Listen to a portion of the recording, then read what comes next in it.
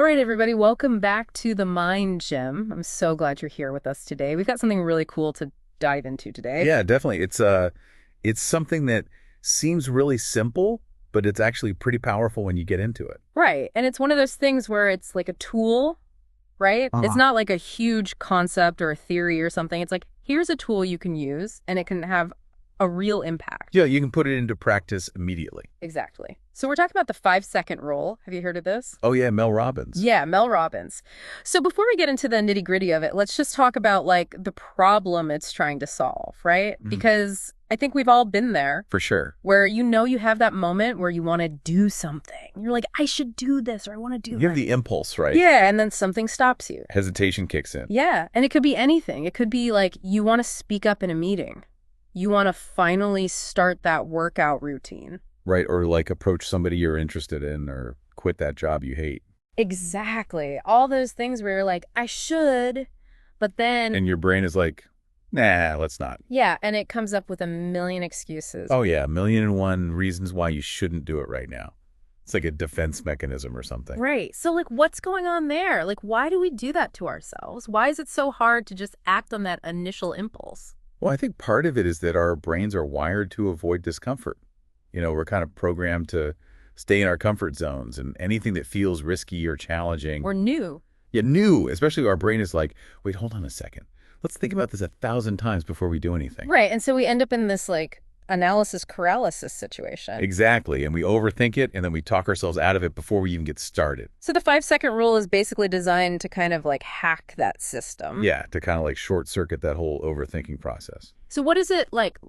Tell me in simple terms, how does it work? Okay, so the idea is that the moment you have that impulse to act on something, you count down from 5, 4, 3, 2, 1. Out loud or in your head? Either way, as long as you're doing the countdown, Okay. and then when you get to one, you move. Yeah. You take action immediately, Like no matter what. no matter what. Don't think about it. Don't analyze it. Just go. Okay, so it's like tricking your brain into taking action before it can come up with all the excuses. Exactly. It's like you're hijacking your thought process and forcing yourself to move. I like that. So let's get a little bit deeper into the science of this. Like, why does this actually work? What's happening in our brains when we do this countdown? So when you count down like that, you're essentially engaging your prefrontal cortex, which is the part of your brain that's responsible for decision making and planning and all that executive function stuff. Right, like the CEO of your brain. Exactly. And by focusing on the countdown, you're shifting your attention away from the emotional centers of your brain, which were the ones that are all about fear and doubt and hesitation. So you're kind of like overriding those feelings. Yeah, you're basically giving your prefrontal cortex a chance to take control before the fear takes over. And is there any research to support this? Like, has this actually been studied? Yeah, there's actually a lot of research on the power of using simple rituals or routines to change behavior. Interesting. And the countdown is kind of like a mini ritual. It creates a sense of structure and it triggers a shift in your mindset. So it's not just about the numbers themselves, it's about the whole act of consciously doing something to interrupt that automatic response. Exactly. It's like a mental pattern interrupted. It breaks you out of that cycle of hesitation and gets you moving. So I'm curious about Mel Robbins. Like, how did she come up with this rule? What was her aha moment? Well, she talks about how she was going through a really tough time in her life. Yeah, I think she was struggling with a lot of things, right? Oh, yeah. She was dealing with the anxiety and she was unemployed and she's just feeling really stuck So she was hitting that snooze button every morning. every morning. Yeah. And she says that one day she was watching TV and she saw a rocket launch Great. and she heard the countdown 5, 4, 3, 2, 1 liftoff. And something just clicked for her. Like she could apply that to her own life. Yeah. She realized that the countdown was a way to create a sense of urgency and momentum. And she thought maybe she could use it to get herself out of bed. So she tried it. She tried it the next morning, Yeah. and it worked. Really? Yeah, she said that counting down from 5 gave her just enough of a push to overcome that initial resistance and actually get out of bed. That's pretty cool. And did she just stop there or did she start using it for other things? Oh, no, that was just the beginning. Yeah. She started using the 5-second rule for everything, for making tough phone calls, for exercising, for working on her business. And it actually helped. It helped her turn her life around. So it's not just a gimmick. It's something that can actually create real change. Yeah, and there are tons of stories out there from people who have used the 5-second rule to achieve amazing things. Like what? Well, there's a story about a young entrepreneur who was really nervous about pitching his startup idea to investors, I can relate to that.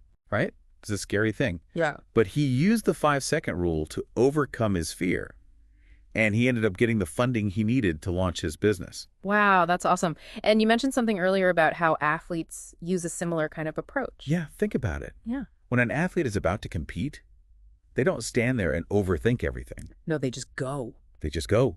They Yeah. trust their training, and they react instinctively. And that's kind of what the 5-second rule helps you do. It helps you develop that same kind of bias towards action. So it's about getting out of your head and into your body. Exactly. It's about taking action before your mind has a chance to sabotage you. So how can our listeners start using this? Like, what are some practical examples of how they can apply the 5-second rule in their own lives? Well, we already talked about getting out of bed, but you can use it for anything. Yeah. Like, let's say you want to start working out more. Okay. Instead of waiting for motivation to strike, just set a time. And when that time comes, count down 5, 4, 3, 2, 1, and put on your workout clothes. And just start moving. Just start moving, even if me it's too. just for 5 minutes. Once you get going, you'll probably find that it's easier to keep going. Right. It's about breaking that initial inertia. Exactly.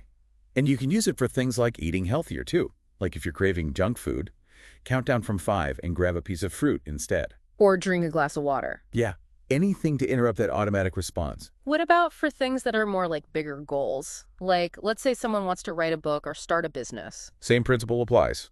Break it down into smaller steps, and then use the 5-second rule to take action on those steps. So like if you want to write a book, maybe the first step is just to open a blank document and write one sentence. Exactly. Or if you want to start a business, maybe the first step is to brainstorm some ideas or do some research on your target market. It's about taking those small, consistent actions that will eventually lead to the bigger goal.